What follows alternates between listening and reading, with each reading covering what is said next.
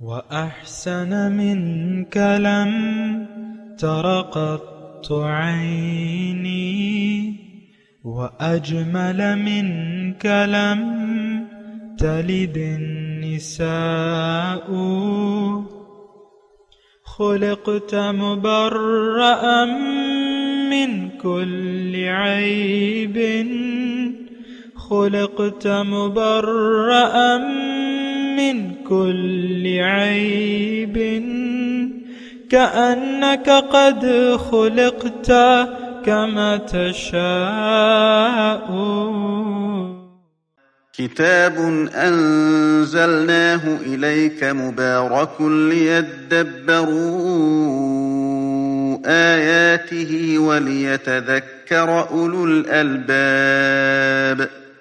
یہ کتاب برکت والی ہے جسے ہم نے آپ کی طرف نازل فرمایا ہے تاکہ دانش مند لوگ اس کی آیتوں میں غور و فکر کریں اور نصیحت حاصل کریں۔ اللہم صلی علی سیدنا محمد وعلی آل سیدنا محمد بعدد کل ذرۃ مئۃ الف الف مرۃ۔ سامعین و ناظرین کرام، السلام علیکم ورحمۃ اللہ وبرکاتہ۔ سامعین کرام، سورہ نحل درس نمبر 89 آیت نمبر 92۔ آج کا موضوع، کیا ہم سب دنیا کے امتحان میں فیل ہونے کے لیے کوشش کر رہے ہیں؟ اس کے ساتھ آج کے سبق کا آغاز کرتے ہیں۔ سب سے پہلے گزشتہ سبق کا اعادہ ہوگا۔ اعوذ باللہ من الشیطان الرجیم۔ پناہ مانگتا ہوں میں اللہ کی شیطان مردود سے۔ بسم اللہ الرحمن الرحیم۔ شروع اللہ کے نام سے جو بڑا مہربان نہایت رحم والا ہے۔ ولا تكونوا كالتي نقضت غزلها من بعد قوة أنكاثا تتخذون أيمانكم دخلا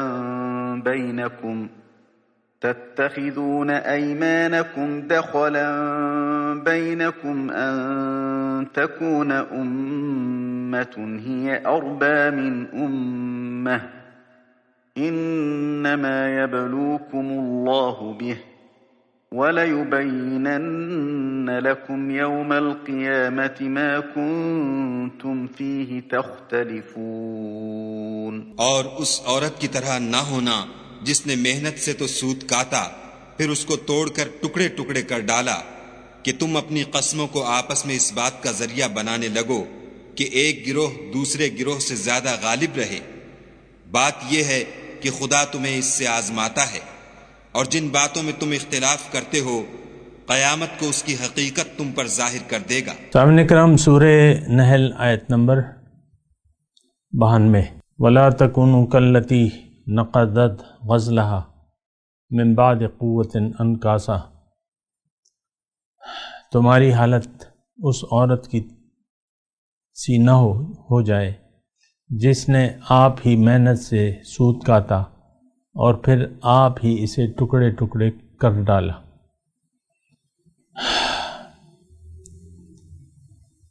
تتخذون ایمانکم دخلا بینکم، تم اپنی قسموں کو آپس کے معاملات میں مکر و فریب کا ہتھیار بناتے ہو۔ ان تکون امۃ ہی اربا من امۃ، تاکہ ایک قوم دوسری قوم سے بڑھ کر فائدے حاصل کرے۔ انما یبلوکم اللہ بہ، حالانکہ اللہ تعالیٰ اس عہد و پیمان کے ذریعے تمہیں آزماتا ہے۔ وَلَيُبَيِّنَنَّ لَكُمْ يَوْمَ الْقِيَامَةِ مَا كُنْتُمْ فِيهِ تَخْتَلِفُونَ، اور قیامت کے دن اللہ تعالیٰ تمہیں تمہارے اختلافات کی حقیقت تم پر کھول دے گا۔ سامعین کرام، وعدے کا مضمون ہے اور وعدہ پورا کرنے کی ہدایت اللہ تعالیٰ دے رہا ہے، اور اصل جو وعدہ پورا کرنا ہے وہ اللہ سے کیا ہوا وعدہ پورا کرنا ہے۔ اور میں تمام جو دو ہماری نشستیں گزری ہیں 91 نمبر آیت کے بارے میں، اس کا میں ایک خلاصہ آپ کو بیان کروں۔ دیکھیں، یہ وعدہ جو ہے یہ ضروری ہے کہ ہم اللہ سے کیا ہوا وعدہ کریں اور پھر اس کو پورا کریں۔ بغیر اس وعدے کیے ہماری دنیا میں یعنی کامیابی ممکن نہیں ہے۔ یعنی جس مقصد کے لیے اللہ تعالیٰ نے ہمیں دنیا میں بھجوایا ہے تو وہ مقصد پورا ہو نہیں سکتا جب تک اللہ سے ہم ایک وعدہ نہ کریں اور پھر اس کو پورا نہ کریں۔ اب دیکھیں، میں تھوڑا سا اختصار سے یہ بتاتا ہوں کہ وہ وعدہ دراصل ہے کیا، اور وہ وعدہ جو ہے وہ تو قرآن میں ہے اس کا تذکرہ، ان اللہ اشتری من المؤمنین انفسهم واموالهم بان لهم الجنہ یقاتلون فی سبیل اللہ فیقتلون ویقتلون وعدا علیہ حقا فی التوراۃ والانجیل ومن اوفی بعہدہ فاستبشروا ببیعکم الذی بایعتم بہ، او کما قال، یہ آیت ہے قرآن میں کہ اللہ تعالیٰ نے دیکھیں انسان کو جنت کے لیے بنایا ہے، یعنی جنت میں ہمارا مقصود ہے۔ یہ بات نوٹ کر لیں، دو ٹھکانے ہیں آخرت میں جب ہم جائیں گے، جس پہ ہمیں یقین حاصل نہیں ہے لیکن جانا یقینی ہے۔ ہمارا یقین نہیں ہے وہ تو ایک الگ بات ہے، یا تو یہاں بھی بعض اوقات یہ ہوتا ہے کہ ہم ایک چیز پر یقین نہیں رکھتے حالانکہ وہ حقیقت ہوتی ہے۔ تو جنت، دوزخ، آخرت، حشر، حساب کتاب، سوال جواب، یہ سب حق ہے، اور اس طرح سچ ہے جیسے کہ آج کا سورج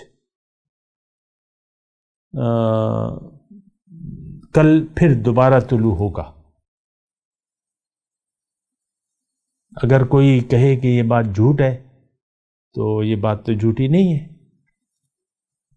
قیامت تو جب ہوگی تب ہوگی نا، لیکن اب یہ ہے کہ ہم یقین سے کہہ سکتے ہیں کہ جو سورج آج نکلا ہے وہ کل دوبارہ نکلے گا۔ تو اسی طرح قیامت کا واقع ہونا، حساب کتاب کا ہونا، اور ایک فریق جو ہے جنت میں جانا اور دوسرے کو دوزخ میں جانا، یہ بالکل اسی طرح سچ ہے۔ یہ میں مختصر آپ کو بات بتا رہا ہوں۔ ہمیں تو یقین نہیں ہے، اور ہمیں یقین ہے دنیا پر کہ دنیا کی کامیابی اصل ہے، اور اسی کے لیے ہم کوشش کر رہے ہیں۔ بری بات ہے لیکن یہ ہم کر رہے ہیں۔ فریق فی الجنت و فریق فی السعیر، اللہ تعالیٰ نے فرمایا کہ ایک ٹولی جو ہے انسانوں کی، ایک ٹولی جنت اور دوسری ٹولی جو ہے وہ دوزخ جائے گی۔ بہرحال ایسا ہونے والا ہے۔ میں آپ سے یہ کہہ رہا ہوں کہ وہ وعدہ جو ہے وہ کیا ہے؟ جنت کے لیے اللہ تعالیٰ نے ارواح انسانی کو دنیا میں بھجوا کے یہاں انہیں ایک موقع دیا ہے۔ اب ہمیں کوشش کرنی ہے جنت جانے کی۔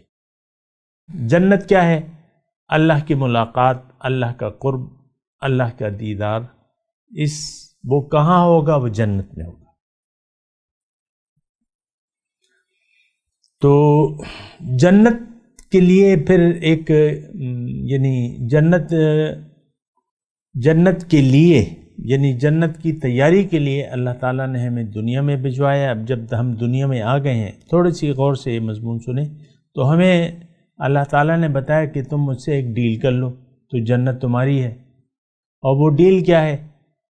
وہ جو آیت میں نے آپ کو پڑھی کہ ان اللہ اشتری من المؤمنین، کہ اللہ تعالیٰ نے مومنوں سے ان کی مال و جان کا سودا کر لیا ہے، عوض میں اس کو جنت دے دی ہے۔ تو دیکھیں یہ مسئلہ یہ ہے سارا کہ ہمیں اللہ تعالیٰ نے جنت کے لیے بنایا ہے، اور جنت کو ہمارے لیے بنایا ہے، انسان کے لیے بنایا ہے۔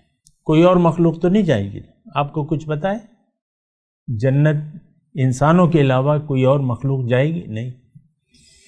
تو بہرحال یہ جو ہم پڑھ رہے ہیں، سبق پڑھ رہے ہیں، میں وعدے کی میں بات کر رہا ہوں کہ آپ نے ایک ڈیل کرنی ہے اللہ سے، اور وہ ڈیل قرآن میں ہے کہ آپ مال و جان بیچ دیں اللہ پہ، وعدہ کریں۔ یہ نہیں کہ یہ میں بیچتا ہوں اللہ کے ہاتھ، اور اللہ سے جنت کا طلبگار ہوں، تو اللہ تعالیٰ کو یہ ڈیل قبول ہے، کیونکہ ڈیل بنائی اللہ تعالیٰ نے۔ دیکھیں جو جنت اور دوزخ والا ہے، اس نے جنت جانے کے لیے ایک ڈیل بنا دی ہے ہمارے لیے، کیونکہ جنت کا مالک تو اللہ ہے، اور ساری نعمتیں جو بھی ہیں وہ تو اللہ تعالیٰ کی دی بھی ہیں، اور جو تیار ہے جنت۔ تو دیکھیں اب اگر ہم نے آخرت سے غفلت اختیار کر لی اور جنت کے لیے، جنت کو میں جانے کے لیے ڈیل نہ کی اللہ تعالیٰ سے، اپنے مال و جان کا سودا نہ کیا، تو پھر ہمیں جنت نہیں مل سکتی۔ اب یہ آپ مجھے نہیں بتا سکتے، میں عوام سے مخاطب ہوں، امت سے۔ یہ لوگ جنت پر ان کا یقینی نہیں ہے، تو ڈیل کیا کریں گے؟ بیعت کو انہوں نے ایک مذاق بنا لیا ہے، بیعت بیعت بیعت بیعت، نہ بیعت کو جانتے ہیں نہ بیعت کے تقاضے کو جانتے ہیں، بس جو روایتی طور پہ ہمیں چلا رہا ہے۔ پیر صاحب چلے گئے، اس کے بعد ان کے بیٹوں کو تیسرے دن گدی پہ بٹھا دیا جاتا ہے۔ پیر صاحب نے تو نہیں بنایا تھا جانشین اپنا، ان کو پتہ تھا میرے بیٹے گمراہ ہیں، انہوں نے خلافت نہیں دی ان کو۔ عوام نے پھر وہ کہ بھئی یہ ان کا بیٹا ہے، یہ تو صاحبزادہ ہے، یہ بنے گا، تو پگڑی باندھ دیتے ہیں پھر تیسرے دن۔ اور پھر وہ جو ہوتے ہیں دنیا دار سارے، یہی گدی نشین کیا ہوتے ہیں؟ گدی نشینی کیا ہے کہ بیٹا، پیر کا بیٹا پیر کی گدی سنبھالے گا، یہ صاحبزادہ ہے۔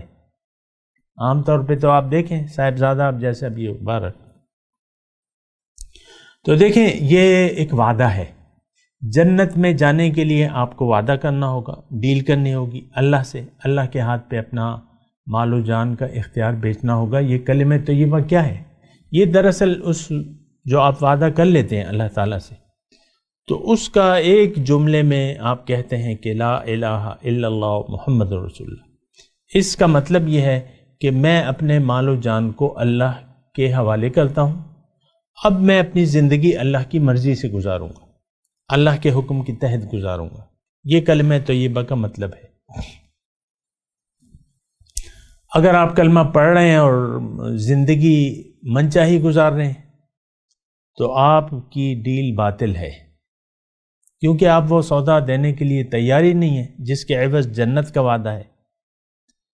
دیکھیں غلط فہمی میں نہ پڑیں، جنت کی قیمت ہے اور قیمت اللہ نے لگائی ہے۔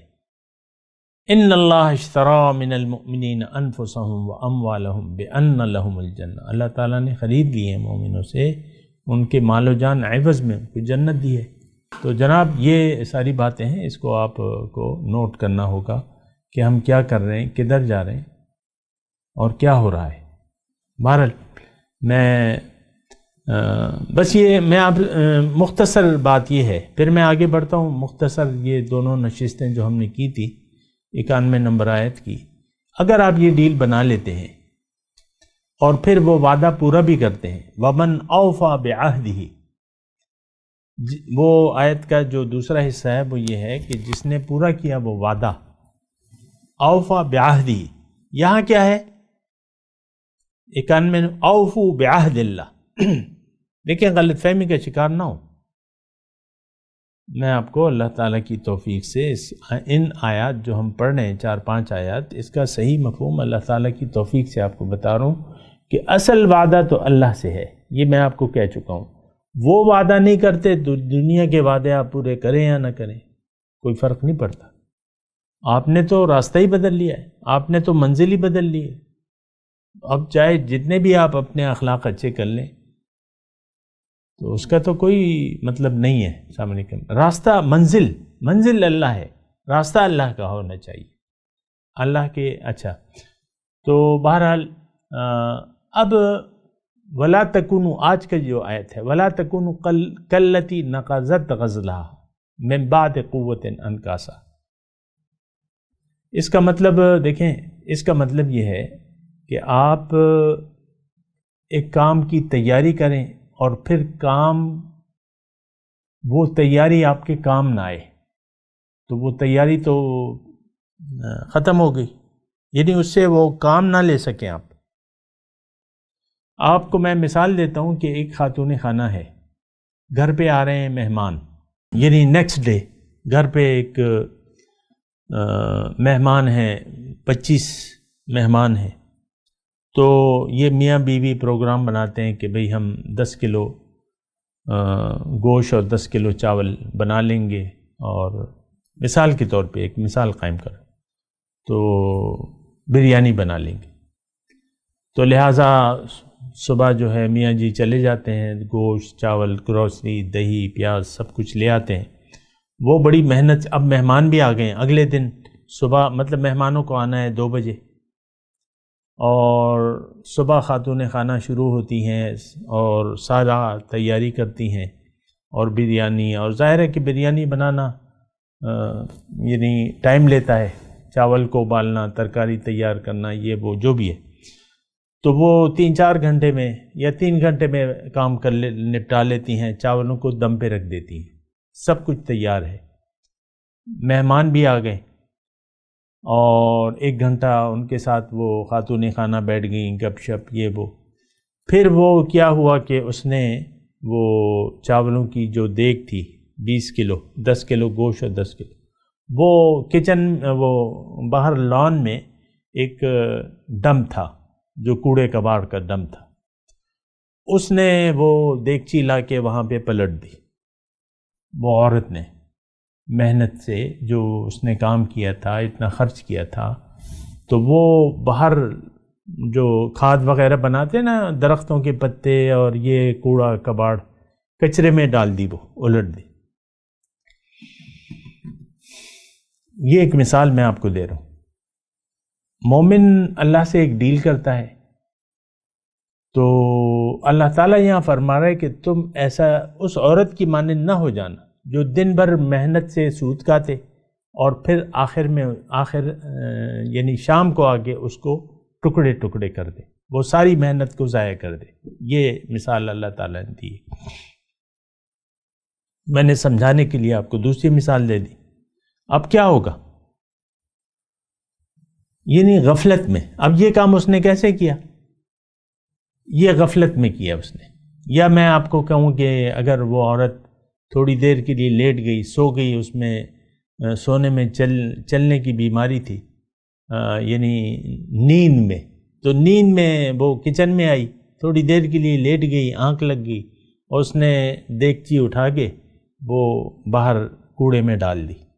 اب مہمان بیٹھے میں، اور جب وہ ڈال دی تو شوہر نے آ کے دیکھا کہ بھئی یہ کیا کیا اس نے؟ اچھا یہ تو سو رہی تھی، اس کو پتہ ہی نہیں چلا۔ تو بات یہ ہے کہ دیکھیں، ہم ایک تو جو حقیقی بات ہے کہ ہم تو کوئی محنت کر بھی نہیں رہے دین کے لیے، کوئی سود کاٹ نہیں رہے، ہم کاٹ نہیں رہے تو توڑیں گے کیا اسے؟ یعنی ہماری مثال ایسی ہے کہ ہم تو کوئی سود نہیں کاٹ رہے، دین کے لیے تو کوئی محنت نہیں ہے، ہماری منزل تو دنیا ہے۔ لیکن یہ مثال تو اللہ تعالیٰ نے اس شخص کی دی ہے جس نے جان بوجھ کے سوچ سمجھ کے کلمہ پڑھا ہو، اور پھر دنیا کے وہ صاحب ایمان کی زندگی گزار رہا ہو۔ مثال کے طور پہ میں عرض کرتا ہوں کہ 15 سال کی عمر میں اس نے بیعت کر لی، پکا مومن ہو گیا، اللہ کو منزل بنا کے کسی رہنما کو ڈھونڈ کے اس کے ہاتھ پہ توبہ بھی کر لی اور اس سے رہنمائی لیتا رہا۔ 10 سال تک اس نے اپنا عمل صحیح کیا، 25 سال تک۔ تو اب یہ ظاہر ہے کہ یہ نوجوانی میں انسان جو ہے وہ وقت جو گزارتا ہے تو کافی اسے سب سے بڑی رکاوٹ تو معاشرے کی ہوگی، پھر اس کی اپنی خواہشات نفس امارہ، یہ وہ 10 برس کے بعد ایک یعنی کوئی صورتحال دنیا کے لالچ کی ایسی آ گئی کہ اس نے وہ وعدہ بھلا دیا جو اس نے بیعت کی تھی، وہ وعدہ بھلا دیا، دنیا کو ترجیح دے دی، اور تو اس کی وہ 10 برس کی محنت تو ضائع ہو گئی۔ یعنی یہ تو اس نے وعدہ توڑ دیا، پھر پشیمان بھی نہیں ہے اس پہ۔ یعنی چلیں غلطی ہو گئی تو تم توبہ کر لو، اصلاح کر لو اس کی، وہ اسی روش پر قائم رہ گیا۔ یہ میں آپ کو مثال دے رہا ہوں، دوسری مثال دے رہا ہوں کہ ایک مومن جو سوچ سمجھ کے دیکھیں، مومن وہ جس کے دل میں ایمان ہو. اب دل میں ایمان جب ہوگا تو پھر عمل میں بھی ہوگا، لیکن 10 سال بعد، ایمان لانے کے 10 سال بعد، 10 سال محنت کے بعد، مشقت کے بعد، ظاہر ہے کہ مشقت ہوتی ہے، کرنی چاہیے. یہ تو کوئی وہ ایسا آسان، مطلب ایسی وہ کام نہیں ہے جو بنا کام کیے آپ کو محنت منزل مل جائے، نہیں. تو 10 سال بعد کوئی دنیاوی لالچ آ گئی تو اس نے اس کو ترجیح دے دی، پھر اس لالچ کو پسند کر لیا، اسی پر قائم رہا، تو اس نے تو ساری 10 برس کی یا 20 برس کی یا 30 برس کی، ایسا ہوتا ہے. لیکن شیطان ہمارے پیچھے لگا ہوا ہے. ابھی آئے گا وہ اگلے مضامین میں مضمون آئے گا، اس کو میں اسی وقت بیان کروں گا. لیکن شیطان تو لگا ہوا ہے. اب مومن 10 برس کی محنت، وہ اس نے ایک لالچ کے تحت دنیا کو منزل بنا لیا، پھر دنیا کی لالچ میں پڑا رہا، وہ توبہ بھی نہ کی، تو اس کی 10 برس کی محنت تو ضائع ہو گئی. جو 10 برس سود کاتا تھا اس نے، وہ تو اس نے ٹکڑے ٹکڑے کر دیا ظاہر کو. اچھا، اس آیت میں انما یبلوکم اللہ بہ، اللہ تعالیٰ جو ہے فرما رہا ہے اس میں کہ دیکھو، تم دنیا کے فائدے کے لیے اپنے وعدے کو تو اگر تم توڑتے ہو، تو یہ دنیا تو دراصل ایک آزمائش کی جگہ ہے، ابتلا اور آزمائش کی جگہ ہے، اور اللہ تعالیٰ تمہیں ہر حالت میں آزمائے گا. جیسے کہ قرآن مجید میں ہے وَلَنَبْلُوَنَّكُمْ بِشَيْءٍ مِّنَ الْخَوْفِ وَالْجُوعِ وَنَقْصٍ مِّنَ الْأَمْوَالِ وَالْأَنفُسِ وَالثَّمَرَاتِ، میں ضرور تمہاری آزمائش کروں گا، مال کی کمی سے، جان کی کمی سے، میووں کی کمی سے، بھوک سے. تو جب آزمائش آتی ہے تو یہ آزمائش میں انسان کی تربیت اللہ تعالیٰ فرماتا ہے اپنے مومن کا. پھر یعنی یہ ساری دنیا، ساری زندگی جو ہے سامعین اکرام، یہ ایک امتحان کی مانند ہے. یہ بات نوٹ کر لیں، ساری زندگی کبھی بھی آپ نے احتیاط کا دامن چھوڑنا نہیں ہے، تقوی کا دامن چھوڑنا نہیں ہے، اور محتاط رہنا ہے، کیونکہ 2 بڑے دشمن نفس اور شیطان آپ کے پیچھے لگے ہوئے ہیں. اور جو لوگ سیدھے راستے پر ہوتے ہیں تو شیطان اور نفس تو خاص طور پہ ان کے دشمن ہوتے ہیں، اور ان کو اپنے راستے پر لانے کی کوشش کرتے ہیں. جیسا کہ شیطان نے وعدہ کیا تھا اللہ تعالیٰ سے، لَأَقْعُدَنَّ عِنْدَ صِرَاطِكَ الْمُسْتَقِيمِ، کہ جو تیرے سیدھے راستے پر لوگ آئیں گے ان کو میں گمراہ کروں گا، جو نہیں آئیں گے وہ تو شیطان کے راستے پر ہیں. تو بہرحال یہاں اللہ تعالیٰ فرما رہا ہے کہ دیکھو، یہ زندگی جو ہے انما یبلوکم اللہ بہ پہ میں بات کر رہا ہوں. یہ زندگی جو ہے یہ ایک مسلسل امتحان ہے، اس میں ہر وقت الرٹ رہنا ہے، اپنے ہوش سے کام لینا ہے، لالچ میں نہیں آنا دنیا کی، نہ اللہ کے وعدے کو توڑنا ہے اور نہ مخلوق کے ساتھ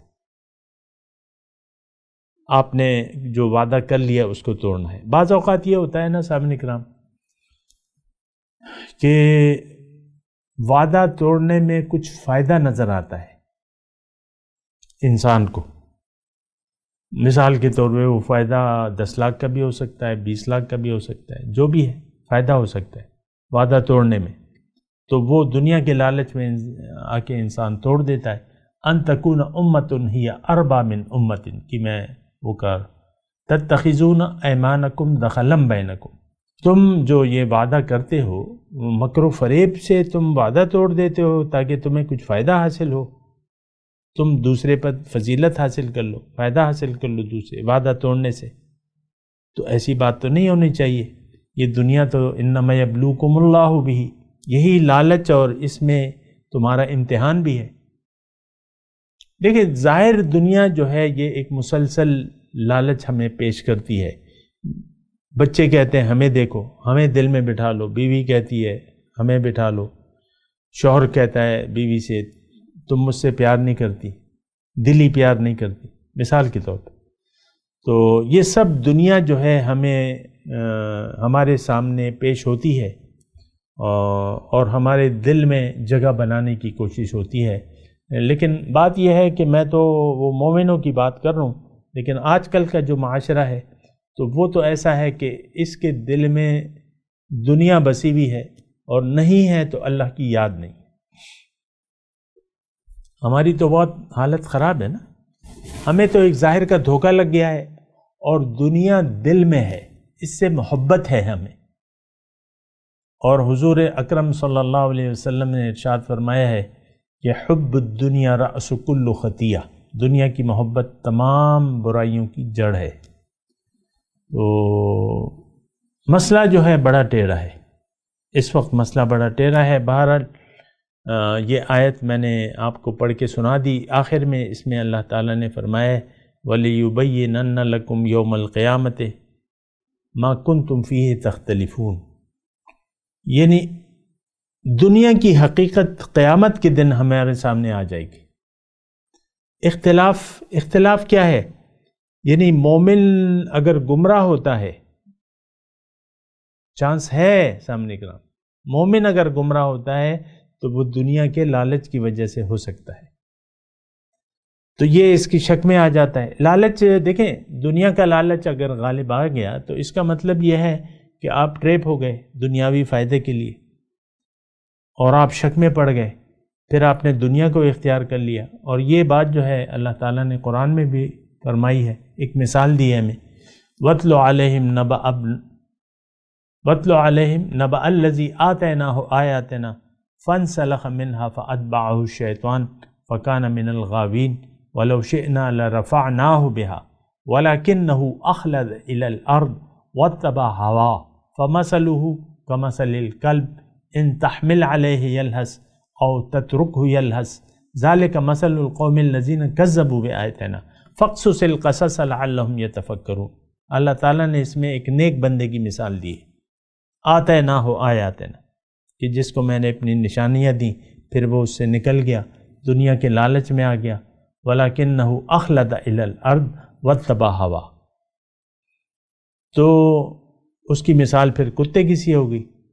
تو وہ آیت بھی ہے اور یہ آیت تقریباً ملتی جلتی ہے کہ وَلَا تَكُونُوا كَالَّتِي نَقَضَتْ غَزْلَهَا مِنْ بَعْدِ قُوَّةٍ أَنْكَاسًا تَتَّخِذُونَ أَيْمَانَكُمْ دَخَلًا بَيْنَكُمْ أَنْ تَكُونَ أُمَّةٌ هِيَ أَرْبَى مِنْ أُمَّةٍ إِنَّمَا يَبْلُوكُمُ اللَّهُ بِهِ وَلَيُبَيِّنَنَّ لَكُمْ يَوْمَ الْقِيَامَةِ. قیامت کے دن تو پردے اٹھ جائیں گے نا، اس وقت حقیقت سامنے آ جائے گی. تو بہتر یہ ہے کہ اس وقت ہم یہ ظاہر کے پردے اپنی آنکھوں سے ہٹا لیں، کسی رہنما سے کی صحبت میں بیٹھ کے ان کی ہدایات کا فالو کر کے اللہ کے حکم اور رسول کے طریقے کے مطابق، تو یہ پردے ہٹ جائیں گے. پھر آپ کو دنیا یہاں پہ آپ کو حقیقت پتہ چل جائے گی. تو میں تلاوت کرتا ہوں، میرے ساتھ دہرائیے. اعوذ باللہ من الشیطان الرجیم، بسم اللہ الرحمن الرحیم. وَلَا تَكُونُوا كَالَّتِي نَقَضَتْ غَزْلَهَا مِنْ بَعْدِ قُوَّةٍ أَنْكَاسًا تَتَّخِذُونَ أَيْمَانَكُمْ دَخَلًا بَيْنَكُمْ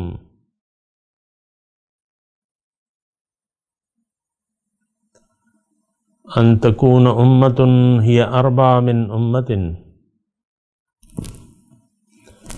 إِنَّمَا يَبْلُوكُمُ اللَّهُ بِهِ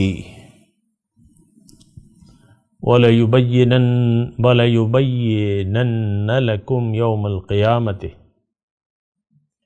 مَا كُنْتُمْ فِيهِ تَخْتَلِفُونَ. وَلَوْ شَاءَ، اچھا بس یہاں تک ہے، ترجمہ سنا دیں. وَلَا تَكُونُوا كَالَّتِي نَقَضَتْ غَزْلَهَا مِنْ بَعْدِ قُوَّةٍ أَنْكَاسًا، اور تمہاری حالت اس عورت کسی نہ ہو جائے جس نے آپ ہی محنت سے سود کاتا اور پھر آپ ہی سے ٹکڑے ٹکڑے کر ڈالا. تَتَّخِذُونَ أَيْمَانَكُمْ دَخَلًا بَيْنَكُمْ، تم اپنی قسموں کو آپس کے معاملات میں مکر و فریب کا ہتھیار بناتے ہو. أَن تَكُونَ أُمَّةٌ هِيَ أَرْبَى مِنْ أُمَّةٍ، تاکہ ایک قوم دوسری قوم سے بڑھ کر فائدہ حاصل کرے۔ انما یبلوکم اللہ بہ، حالانکہ اللہ تعالیٰ اس کے ذریعے تمہاری آزمائش کرتا ہے۔ وَلَا يُبَيِّنَنَّ لَكُمْ يَوْمَ الْقِيَامَةِ مَا كُنْتُمْ فِيهِ تَخْتَلِفُونَ، اور ضرور تمہیں وہ بتا دے گا تمہارے اختلافات کی حقیقت قیامت کے دن، جس کے بارے میں تم اختلاف کرتے تھے۔ اب ان آیت کی تلاوت اور ترجمہ۔ اعوذ باللہ من الشیطان الرجیم، پناہ مانگتا ہوں میں اللہ کی شیطان مردود سے۔ بسم اللہ الرحمن الرحیم، شروع اللہ کے نام سے جو بڑا مہربان نہایت رحم والا ہے۔ ولا تكونوا كالتي نقضت غزلها من بعد قوة أنكاثا تتخذون أيمانكم دخلا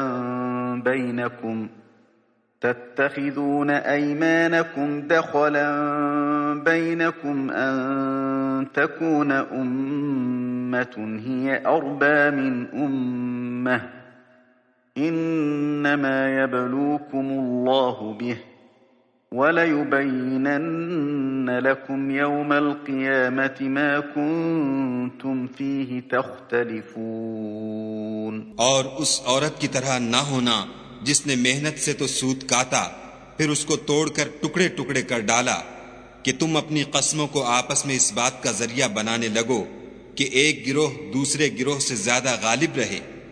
بات یہ ہے کہ خدا تمہیں اس سے آزماتا ہے، اور جن باتوں میں تم اختلاف کرتے ہو قیامت کو اس کی حقیقت تم پر ظاہر کر دے گا۔ اس کے ساتھ ہی آج کے درس کا وقت اختتام کو پہنچا۔ اگلے درس میں انشاءاللہ ملاقات ہوگی۔ وآخر دعوانا ان الحمد للہ رب العالمین۔ مولایا صلی وسلم دائما ابدا على حبيبك خير الخلق كلهم